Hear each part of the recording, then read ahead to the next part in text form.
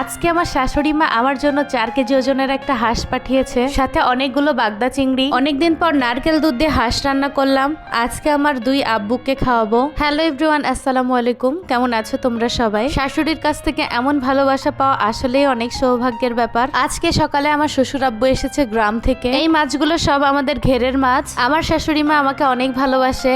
দেখো, কেটে কুটে ধুয়ে আমার জন্য ক্লিন করে পাঠিয়ে দিয়েছে। আল্লাহর কাছে শুকরিয়া করি এমন একটা শ্বশুর শাশুড়ি পেয়েছি। শহরে বসে বসে এমন টাটকা টাটকা মাছ খেতে পারি, তাও আবার সেই মাছগুলো সব কেটে ধুয়ে পরিষ্কার করে আমার জন্য পাঠিয়ে দেয়। হাঁসের সাথে কিন্তু 4টা নারকেলও পাঠাইছে আমার শাশুড়ি আম্মু। বুড়ো মানুষ অনেক কষ্ট করে এগুলো আমার জন্য ক্লিন করে পাঠাইছে। আর অল্প অল্প কিছু খুঁটো ছিল গায়ে, যেগুলো আমি ক্লিন করে নিয়ে তারপর এখানে পোড়াচ্ছিলাম। এই হাঁসটা চীনা হাঁস, আর চীনা হাঁস নারকেল দুধ দিয়ে রান্না করলে কিন্তু অসাধারণ লাগে খেতে। আগুনে একটু পোড়ানোর পর আবার একটু পশমগুলো আমি সুন্দর করে ক্লিন করে নিলাম। এরপরে হাঁস কাটবো।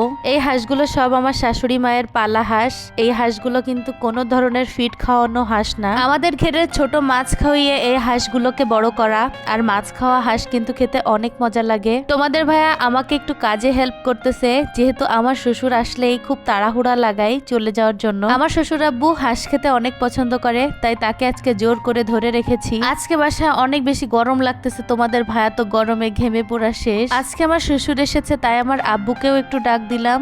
2 বেয়াই অনেকদিন একসাথে বসে খাবার খায় না। বাড়ির অনেক দূরত্বর কারণে তাদের ঠিক মতো দেখাও হয় না, তাই ভাবলাম আব্বুকেও ডাকি। এদিকে আমার বটিতে একটু ধান নাই, আর এই হাঁস কাটতে গিয়ে আমার তো পুরা কাহিল অবস্থা। দেখেছো, হাঁসের মাংসগুলো পুরা গরুর মাংসের মতো লাল টকটক করতেছে। দেখতে যেমন সুন্দর, খেতেও কিন্তু ঠিক তেমনই সুস্বাদু। আমি এখানে অর্ধেকটা মাংস রান্না করতেছি, আর অর্ধেকটা ফ্রিজে তুলে রাখলাম। হাঁস আমার শাশুড়ি 2টা পাঠিয়েছে, আর একটা হাঁস রেখে দিয়েছি পরে খাওয়ার জন্য। গ্রাম থেকে যখন বস্তা ভর্তি করে কোনো জিনিসপত্র আসে, তখন আমার কাছে এত যে বেশি ভালো লাগে বলে বোঝানোর মতো না। শ্বশুর শাশুড়ি যে কয়দিন বেঁচে আছে, ততদিনই হয়তো শহরে বসে বসে গ্রামের এই মজার মজার খাবারগুলো খেতে পারবো। বাবা মায়ের মতো ভালো একটা সন্তানকে আর কেউ বাঁচতে পারে না, হোক সেটা শ্বশুর শাশুড়ি কিংবা নিজের বাবা মা। আমার কাছে আমার নিজের বাবা মা যতটা প্রিয়, আমার শ্বশুর শাশুড়িও ঠিক তেমন। এখন হাঁসের মাংসটা কষানো চলতেছে।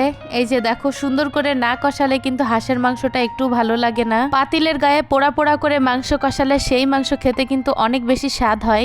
আমি সবসময় এইটাই করি। তোমাদের ভাইয়াকে একটু বাজারে পাঠিয়েছি, এজন্য আমি একা ক্যামেরা ধরে ভিডিও করতেছি, যার কারণে ভিডিওটা একটু কাঁপতেছে। আমার শাশুড়ি মা ইলিশ মাছ খেতে অনেক পছন্দ করে, তাই তোমাদের ভাইয়াকে পাঠিয়েছিলাম, কিন্তু দুঃখের বিষয় এখন গিয়ে কোনো ইলিশ মাছ বাজারে পাইনি। আমার রান্না শেষ, তাই রান্নাঘরটা একটু ক্লিন করে নিচ্ছিলাম। আজকে প্রায় হাফ বস্তার মতো মাছ নিয়ে এসেছি গ্রাম থেকে।